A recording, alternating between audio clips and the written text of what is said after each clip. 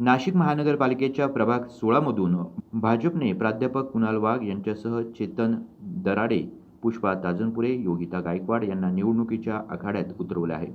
यावेळी प्रभागात अवैध धंद्यांना ऊत आला असून त्यामुळे तरुण पिढी व्यसनाधीन होत आहे।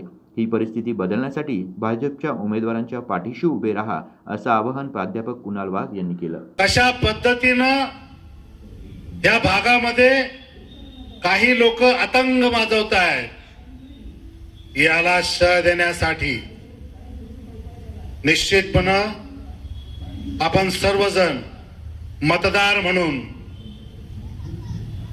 तुम्ही आमच्या पॅनलच्या पाठीमागे राहाल। मला सांगायचंय तुम्हाला की प्रभाग क्रमांक 16 मध्ये मोठ्या प्रमाणात अवैध धंदे, मटका, जुगार, दारूचे अड्डे।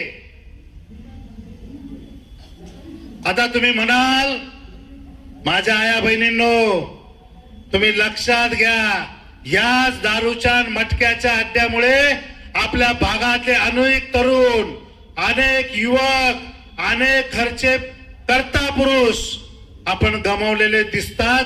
मी ज्या ज्या वेळेस या भागात बघतो तर त्यावेळेस आपल्यातले कर्ते पुरुष गमावलेले दिसतात। त्याचबरोबर मोठ्या प्रमाणामध्ये युवक व्यसनाधीनता होतात। काही जण रोलेट खेळतात, काही मटके खेळतात। अहो, जर कधी आम्ही दिवसभर काम करतो, 700-800 रुपये रोज कमवतो, आणि तो पूर्ण पैसा जर कधी मटक्या आणि दारू मध्ये देत असाल तर घरात ती माझी माता भगिनी काय करेल? पोरा लहान बाळांना कुठून खाऊ घालेल?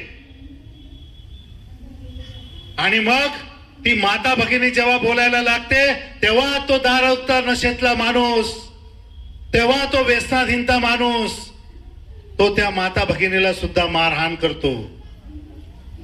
आणि मग ते लहान बाळ सुद्धा केविलवाणी परिस्थितीतून आपल्या माता भगिनीकडे बघतं। का रामदास स्वामींच्या मठाच्या इथलं जे गाव आहे आपलं, जे हा परिसर या समर्थ रामदास स्वामींच्या नावानं ओळखला जातो, तिथले ज्या माझ्या माता भगिनी होत्या त्यांना वेळेवर कधी पाणी भेटलं नाही। तिथं ड्रेनेज लाईन नव्हती आणि आपली राजवाडा असेल, त्यानंतर वैदवाडी असेल, ह्या भागात कधीच कोणी काम केलं नाही। आणि तुम्ही टाकळेकरांनी जो माझ्यावर विश्वास टाकला तर त्या मला जे निवडून दिलं त्यामध्ये मी गावात पिण्याची पाण्याची पाईपलाईन पोहोचवली।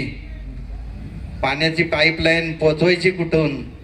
तर आमचे माजी मंडल अध्यक्ष भास्करराव घोडेकर ह्यांच्या मळ्यातून आपण पाईपलाईन नेली आणि त्या गावाला पाणी दिलं, आपल्या टाकळी गावाला। तसंच वैदवाडीकडे पण कोणी लक्ष देत नव्हतं, ते पण मी काम पूर्ण केलं। आणि ताईंच्या माध्यमातून समर्थ रामदास स्वामींचा जो मठ आहे त्याकरता ताईंनी 4 कोटी रुपये देऊन ते काम पूर्ण केलं।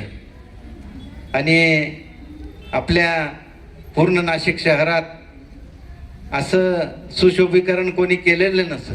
या प्रभागात तरुण पिढी व्यसनी आणि जुगारी बनत आहे। परिणामी गुन्हेगारी कृत्येही वाढले आहे। त्यामुळे भाजपच्या उमेदवारांकडे आशेनं पाहिलं जात आहे। या चारही उमेदवारांनी घरोघरी प्रचार करून नागरिकांच्या गाठीभेटींवर जोर दिला आहे। अवैध धंद्यांचा बिमोड करून प्रभागात विकासाची गंगा आणण्यासाठी आम्ही उमेदवारी करत आहोत, असं चारही उमेदवारांनी मतदारांना पटवून दिलं आहे। शनिवारी प्रभागाचा दौरा केल्यानंतर टाकळी येथील बुद्ध विहारात छोटी खानी सभा झाली। यावेळी या उमेदवारांनी विरोधकांचा चांगलाच समाचार घेताना विकासासाठी आम्हाला महानगरपालिकेत पाठवावं असं मतदारांना साद घातली आहे. गुड्डू शेख, दिशा न्यूज, नाशिक.